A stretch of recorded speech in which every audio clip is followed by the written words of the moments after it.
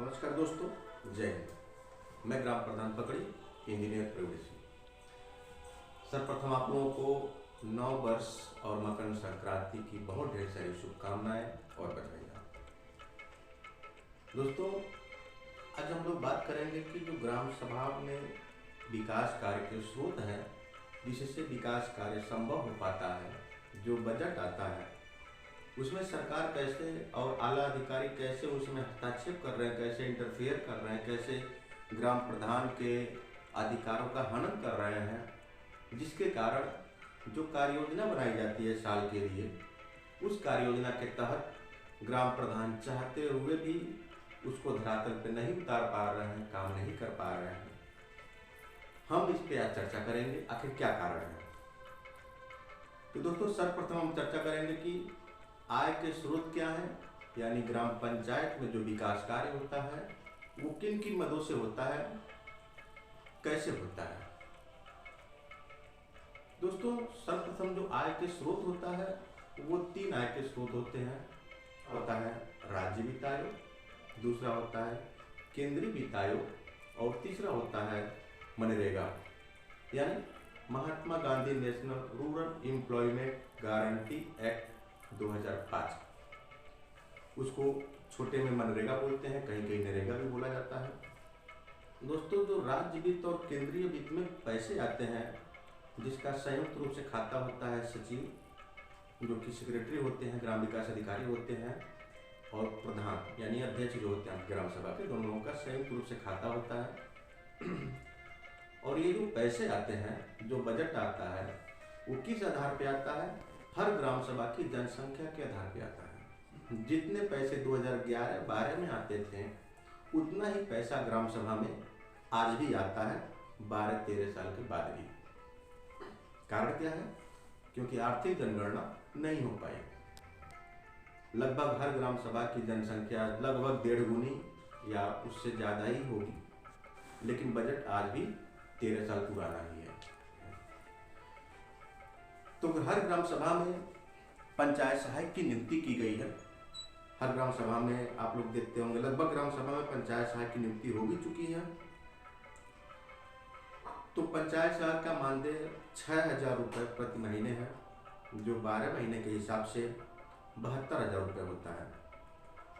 जो सामुदायिक शौचालय लगभग हर ग्राम सभा में बने हुए हैं, केयर टेकर वहाँ पे रखे गए हैं, उनका भी 6,000 मानदेय है प्रति महीने का, और उनका भी 12 महीने के हिसाब से 6,000 के हिसाब से 12 महीने का 72,000 रुपये प्रति वर्ष हुआ।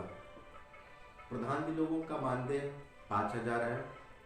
जी हाँ, प्रधान लोगों का मानदेय पंचायत सहायक और केयर टेकर से भी कम 5,000 रुपये प्रति माह है, और 12 महीने के हिसाब से 60,000 होता है।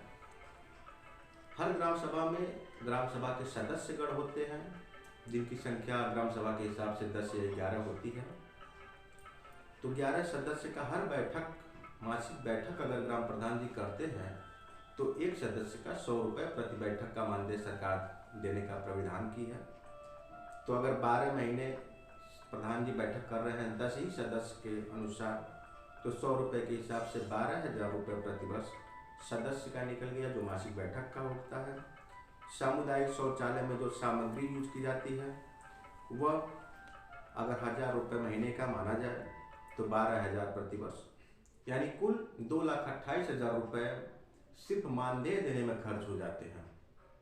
जबकि यह मानदेय 2020 के पहले ऐसा कुछ नहीं था। ये 2,28,000 भी ग्राम सभा के विकास कार्य में यूज किए जाते थे, लेकिन कोई बात नहीं, ये भी ग्राम सभा के ही काम में ही आते हैं।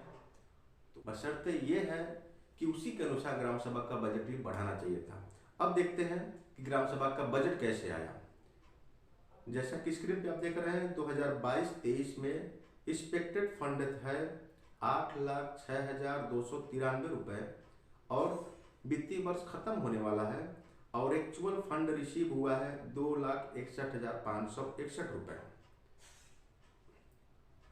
2022-23 में देखते हैं, एक्सपेक्टेड फंड था, यानी आने की संभावना थी फंड की 20,19,580 रुपये, लेकिन एक्चुअल फंड रिसीव हुआ है 4,34,393 रुपये।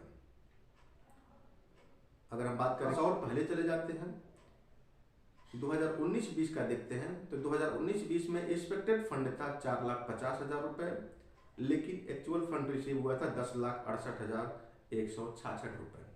यानी अभी धीरे धीरे सरकार ने क्या किया है, फंड भी देना कम कर दिया है। वित्तीय वर्ष खत्म होने वाला है, लेकिन जो अभी तक फंड रिसीव हुआ है वो 2,61,561 रुपये हुआ है, और जो कुल खर्चे हो गए हैं वो 10,43,917 रुपये, जैसा कि यहाँ पे भी शो कर रहा है। आप भी अपने मोबाइल में ऐप्स खोल के देख सकते हैं। अगर कहीं भी इसमें कुछ बदलाव हो, कहीं कुछ इसमें अन्य चीज़ें हों, गलत हो, तो आप बेहिचक ब्लॉग पे जाके इसका पता कर सकते हैं। यकीन मानिए हर ग्राम प्रधान 1-1 रुपये का हिसाब देने की क्षमता रखते हैं। अगर हम एवरेज मान लेते हैं कि 4 लाख रुपये प्रति वर्ष ग्राम प्रधान निधि में आ रहे हैं, तो 2,28,000 हमारा खर्च हो गया वेतन का, मानदेय का, यानी शेष बचा 1,72,000 रुपये। अभी इस वित्तीय वर्ष से हर ग्राम सभा में आप लोग देखते होंगे कि शिला फलकम लगा है। जहाँ पे अमृत सरोवर बना होगा वहाँ पे मोदी जी का एक धन्यवाद शिला फलकम लगा होगा 75वां अमृत महोत्सव के उपलक्ष्य में। और नहीं अमृत सरोवर तो प्राथमिक विद्यालय पे एक बड़ा सा पत्थर पे लिखा गया होगा। ये हम बता रहे हैं एक्स्ट्रा खर्चे क्या है। अमृत सरोवर या प्राथमिक विद्यालय पे मोदी जी का जो शिला फलकम लगा, मैं मिनिमम रेट बता रहा हूँ 7,000 रुपये।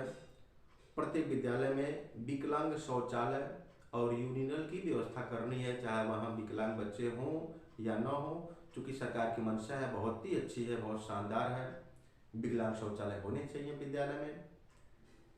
तो उसमें मैं कम से कम बता रहा हूँ 25,000 रुपये। हार्ट फूड निधि योजना के तहत एक नया जियो सरकार ने लागू किया है कि जो आंगनबाड़ी के लिए बर्तन खरीदना है, आंगनबाड़ी के लिए अलग से खाना बनेगा। बहुत अच्छी बात है, ग्राम सभा के बच्चों के लिए सरकार इतना सोच रही है, योजना ला रही है, तारीफ काबिल है।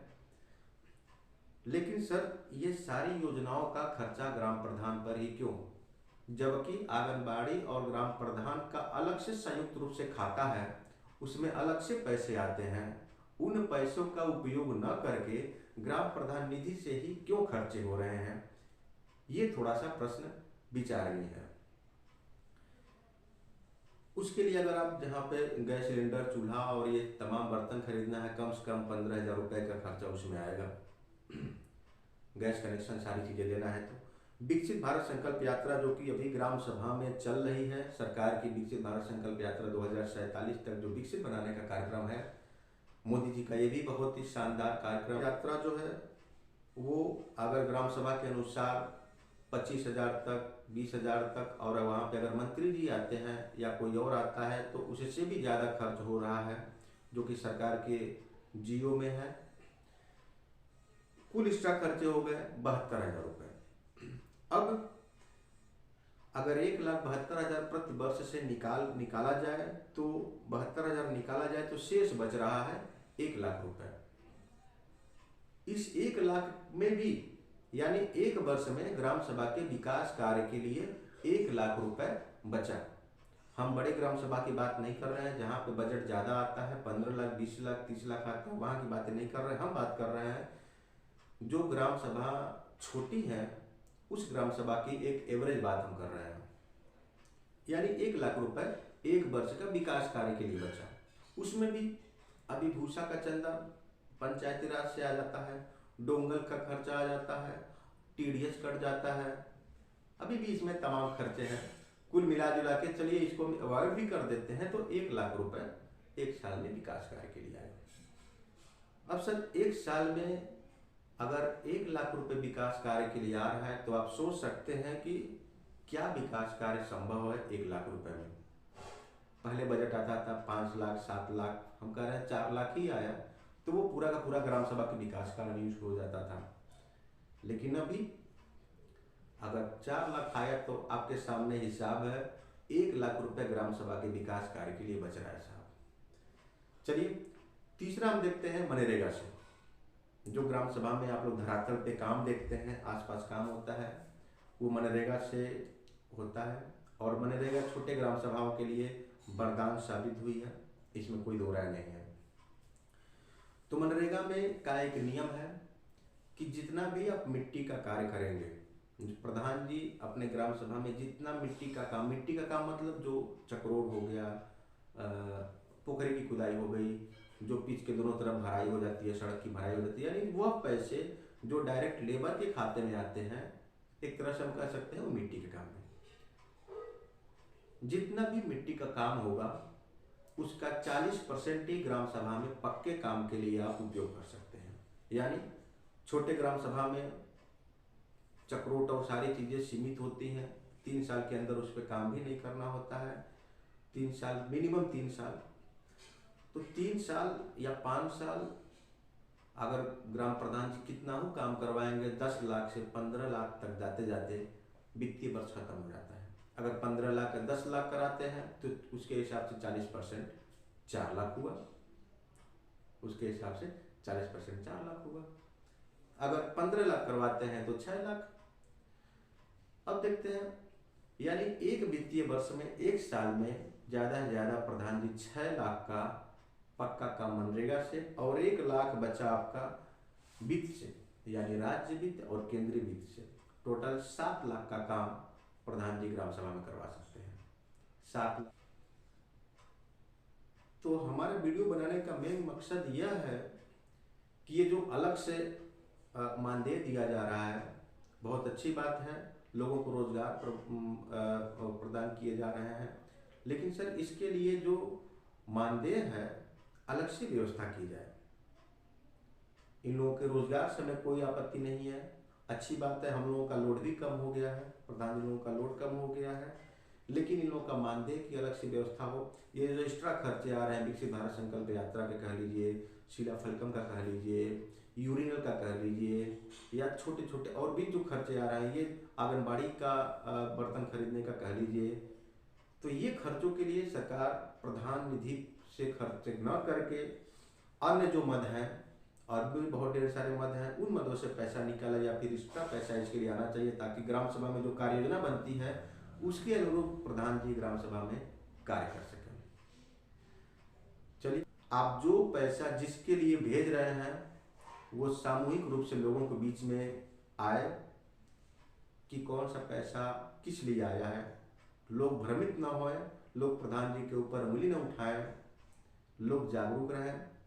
आप लोग भी नेट पे खोल के देख सकते हैं, कुछ भी कहने से पहले, शिकायत करने से पहले एक बार जरूर उसके बारे में पता कर लें कि कारण क्या है, प्रधान जी से पूछ लें। अगर आप लोग सहमत न हो, आपको लग रहा हो कि कहीं गलत हो रहा है, तो बेहिचक आप लोग शिकायत करें, ब्लॉक पे जाकर इसका पता कर लें। इसी के साथ जहाँ रहें स्वस्थ रहें, व्यस्त रहें, मस्त रहें, देश की तिरंगे का आन बान का सम्मान करें, उसको बनाए रखने में मदद करें। नमस्कार।